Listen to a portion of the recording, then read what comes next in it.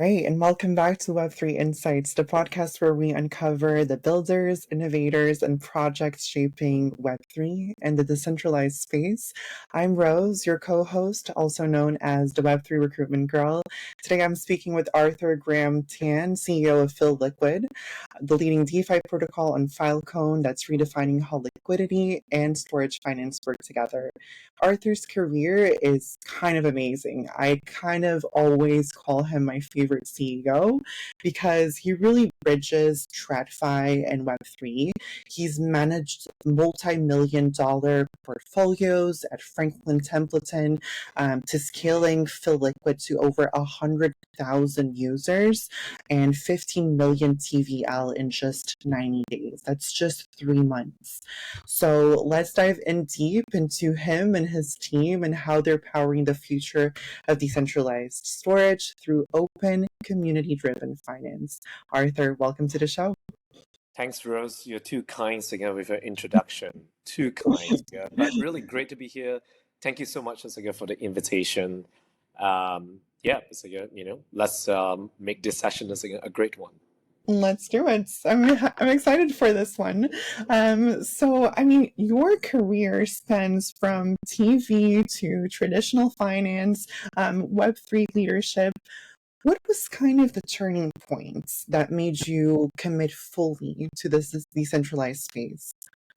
So I started off as my professional career as an investment advisor in some of the renowned investment houses like Franklin Templeton, Aberdeen Asset Management, Sun Hung Kai, property management in Hong Kong, under one of the largest independent financial advisory organizations in Singapore. I built up a total of asset under service, or rather asset under management of 50 million within a time span of 6-7 years, alongside my team, expanding just across the APAC region itself. And then I went into the tech startups as well. I ran 3 startups. Failed the first 2 miserably. But I was very, very lucky or privileged to have exited the last startup. Mm-hmm. And then I realized okay, what's next? What's going to be my next chapter of my professional career. And yet, I still wanted to do something really purposeful and meaningful for the community, for the space. Then, there was one day a good friend was asking me, hey, he popped this question up to me and asking me, hey, do you trust the government, that's managing your money? And I instantaneously said no. And that was how I was being introduced to the world of digital asset, or rather the crypto space. Fast forward, it's been 8 years. I started off as my digital assets, or the cryptos eventual as an Ethereum miner. But it wasn't really until when I fully immersed and read the entire Ethereum white paper that where I realized the real underlying asset and value. It's actually the blockchain technology and the decentralized economy that could really impact the livelihood of the people and the well-being, and to shape the future generations in the marketplace. And that's how I really went fully committed into the decentralized space. Yeah. Mm-hmm. I love it. I feel like this is what ties people within the space: decentralization and the power to own your own services. Data, finances. I think FiLLiquid is quite on the money because this is kind of, storage finance, bridging liquidity. To people that don't know much about FiLLiquid, can you explain to us what does the protocol does? Certainly, so FiLLiquid it's the very first fully decentralized and open source of liquid staking protocol in the world largest decentralized data storage chain, which is known as Filecoin. So indeed, we are a Filecoin native yield staking protocol that have gone into across chain staking protocols recently. So it really brings us the best of both worlds, that where lenders with Filecoin, were able to create liquidity in the liquid pool, and to earn an interest out of it, whilst our borrowers which are known as the storage providers, they were able to access the Filecoins liquidity from our liquidity pool, to expand their storage capacities and as that's part of the utilities Filecoin. So the vision has always been very, very authentic since from day one. When we founded this protocol, is to always be known as the most transparent, the most trustworthy and the most reliable of yield staking protocol. Okay, I love it. And I remember, I feel like it was a couple of weeks ago, we had a really bad week in crypto. And I remember seeing your LinkedIn post saying how FiLLiquid's, liquidity was not affected. Users were still taking really good yields. Can you explain a little bit more about how you were able to stay like above, any losses? Well, certainly, so I believe we were talking about the recent Mm, dump, the most mm, catastrophic mm, events, a single day event that ever taken place.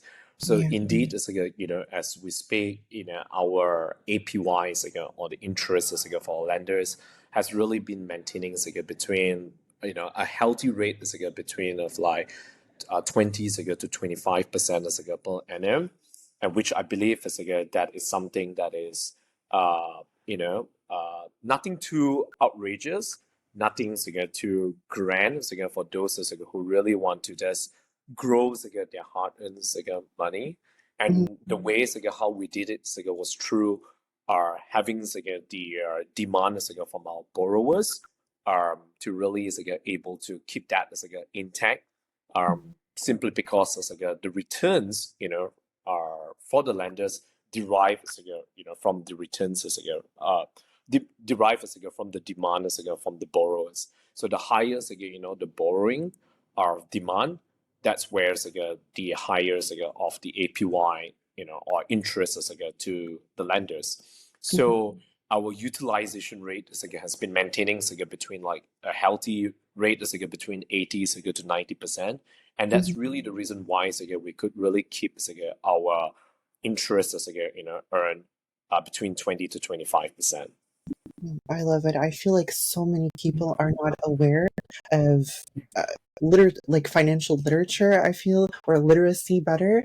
I definitely was one of those people before I got into crypto because I come from Portugal. A lot of people here are still earning really low wages. And also we are not investing correctly. I feel like FiLLiquid really bridges that gap. One of the biggest challenges you address, though, is storage provider dilemma, where SPs face heavy collateral demands and delayed rewards.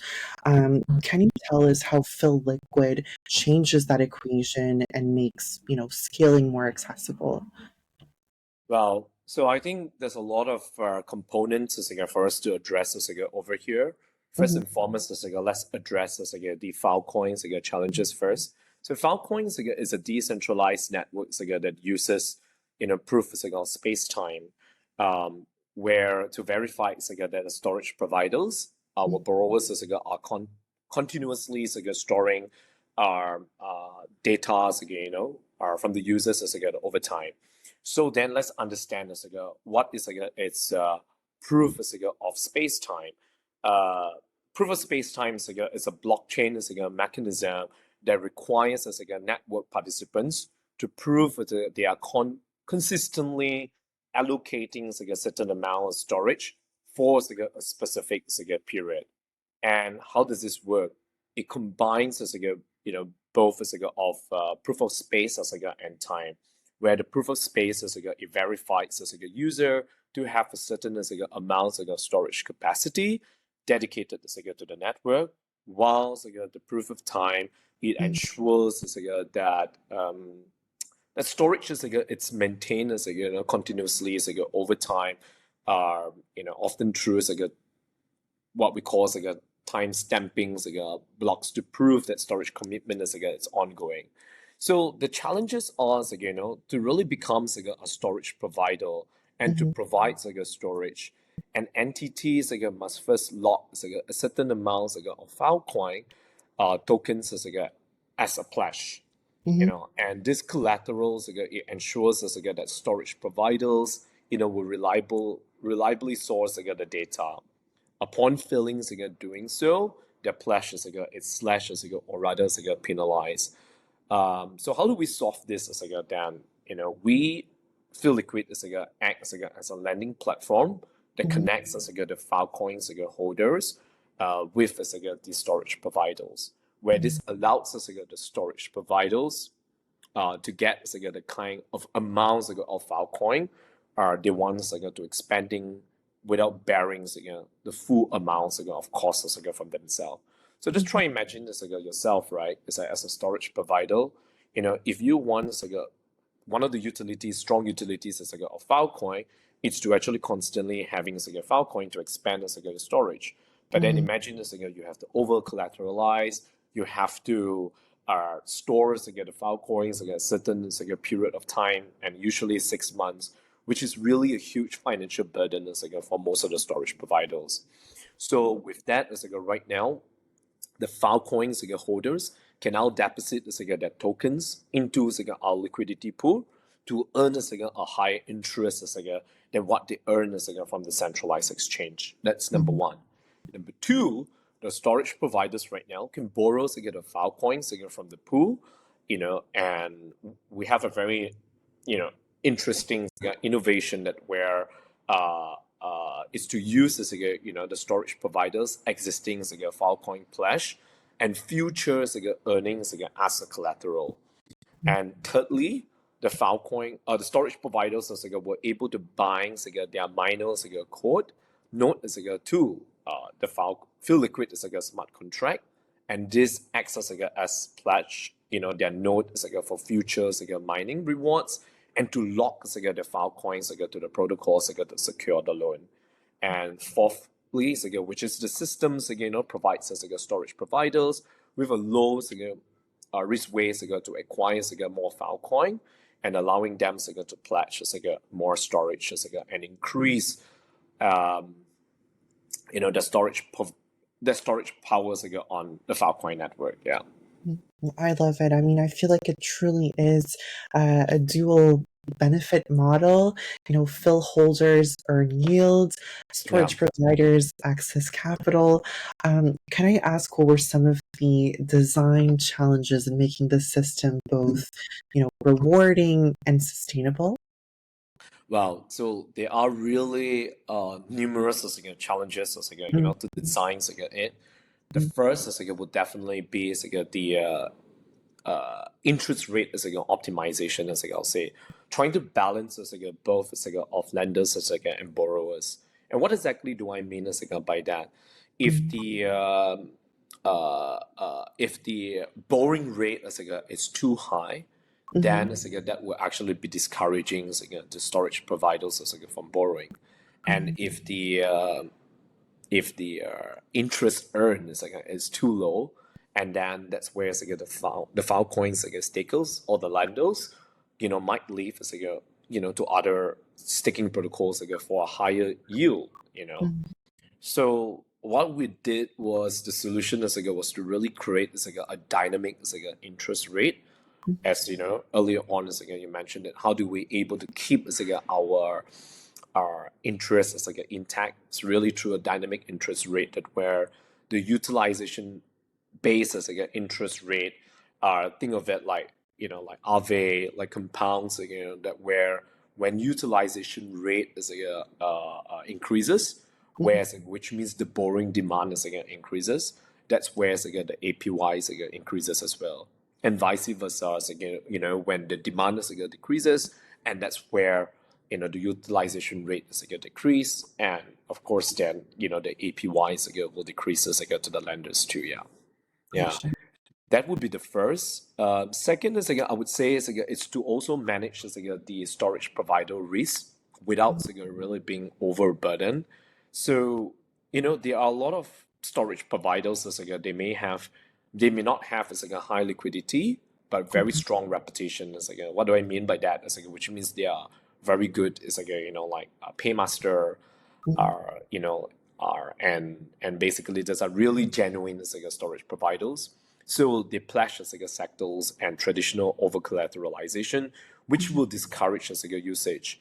So the dilemma as like has always been as like on how to price risk as like of the storage provider, the loans, while avoiding as like under collateralized default risk.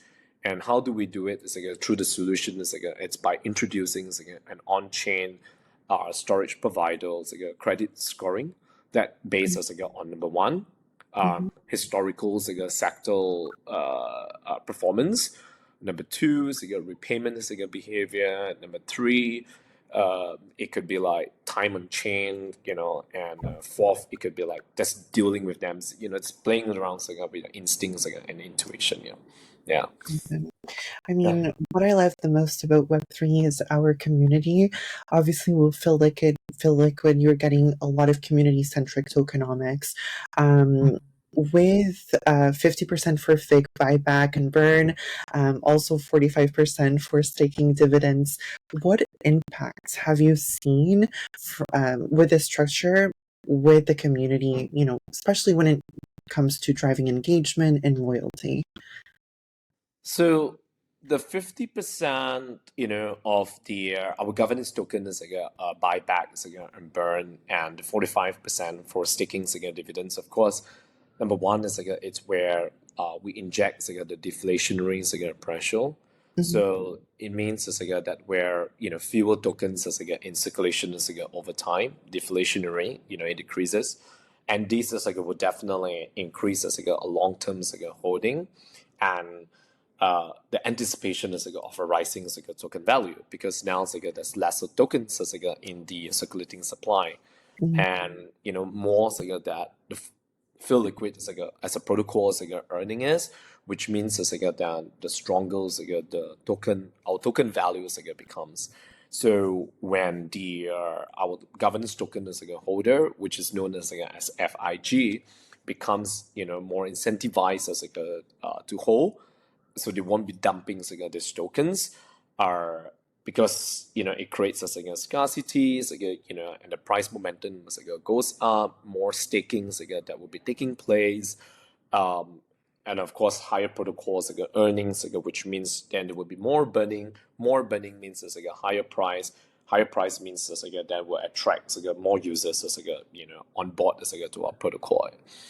And of course, then the 45% of what staking dividends. Of course, as like that is definitely very lucrative as like for our tokens holders like to actually be earning like passive income.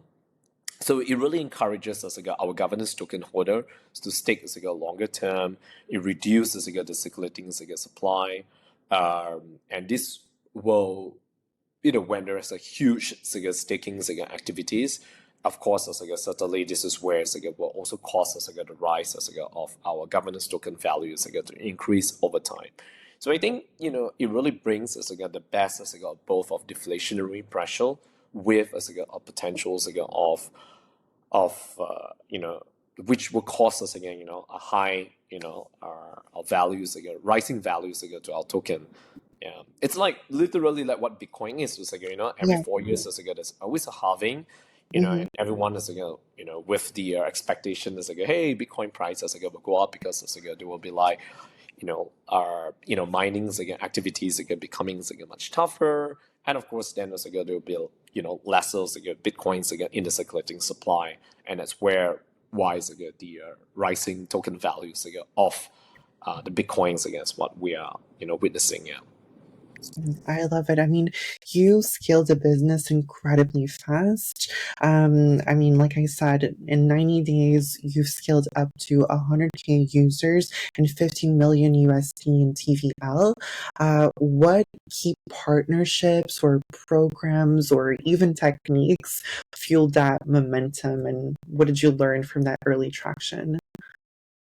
I think it wasn't rocket science. Mhm. Yeah, Rose is I would really just say that really just connecting with your users and communities with full of transparency and genuine intention at all times. Mhm. And what do I mean by that which means I was really playing that role, really connecting with the community user, hearing what do they say, communicating with them on Discord, are you know conducting a lot of AMA sessions, doxing myself, being transparent to them at the same time, also being vulnerable to them too, that why there are certain hiccups what we face, challenges, because you're really running a liquid staking protocol, and there's never one size fits all, and every day there will always be challenges, and it's really just being really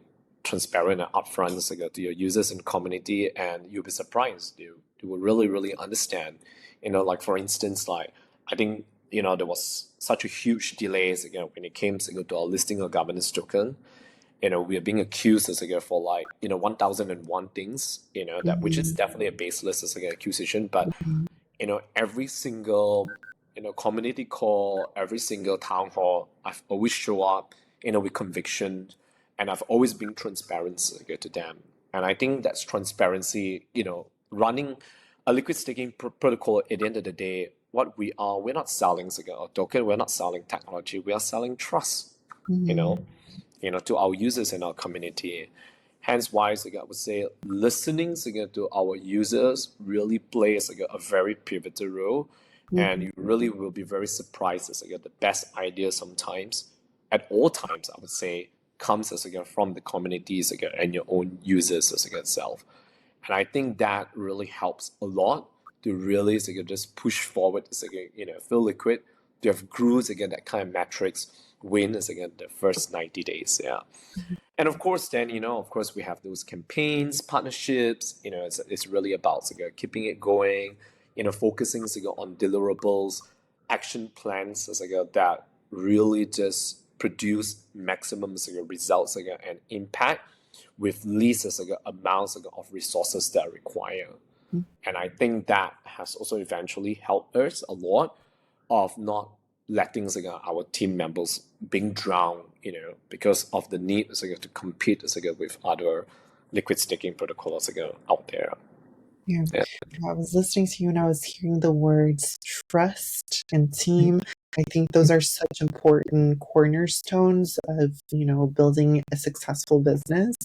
You have led teams across APAC, MENA, and beyond. How do you maintain that trust, culture, and momentum really in such a fast moving space? Uh, well, I always believe that number one is, while we know that, me spearheading, me leading the team, or rather me spearheading the liquid staking protocol, I knew what I signed up for. I think my why was very genuine, right from the Mhm. very beginning, is to really be serving our full on on community centric. And Mhm. because of me putting on that hat and serving community centric first, rather than our own individual or team or protocols needs, I think that is it's really very very important, and that's where you will get like raving fans, to be Mhm. your moderator, to be your ambassadors, and they will do it voluntarily. So the why has always been very crystal clear. And of Mhm. course, then as time goes by, there will be always different sets of magnitudes of problems and challenges pouring in. And of course, then your whys the why will never change. Your pivotal whys will never change, but will always be adapting to the situation. Secondly, I would say that the leaders should really be practicing uh, compassion, Mhm. and really just being vulnerable, to your team. When I say teams, it can also be your internal team, your stakeholders, and your partners. Web3 technology evolves so fast and it moves so fast as like every single day. Every single day, it's like there's always something new it's like popping up. And think about it, sometimes it's like it can be extremely it's like overwhelming. And I can't say it's like that I know it's like everything. And probably nobody would able to say it's like they know everything it's like in the space. Especially it's like how much it's like the Web3 spaces like have evolved and grown as like into as to today. So I think it's really, I believe very strongly it's like a vulnerability, it's like to your own team and telling them, owning up, it's like that. What are the hiccups? What is like are the possible, barriers is like that we're gonna face? And I think that is like would really help is like your team, to navigate or to weather is like through adversities is like ahead is like of you.